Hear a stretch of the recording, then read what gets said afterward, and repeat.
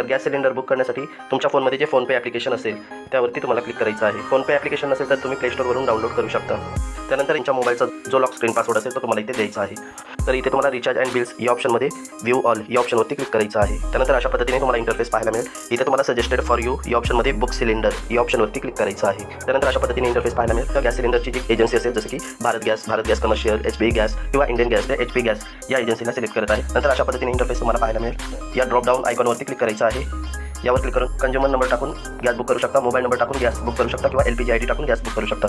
तर मी इथे तुम्हाला सजेस्ट करेल की तुम्हाला इथे मोबाईल नंबर या ऑप्शनला सिलेक्ट करायचा आहे. त्यानंतर तुमचा जो काही मोबाईल नंबर गॅस एजन्सीमध्ये रजिस्टर्ड असेल तो तुम्हाला इथे पाहायला मिळेल. नंतर खाली तुम्हाला कन्फर्म या ऑप्शनवरती क्लिक करायचं आहे. तुम्हाला बिल डिटेल्स पाहायला मिळेल.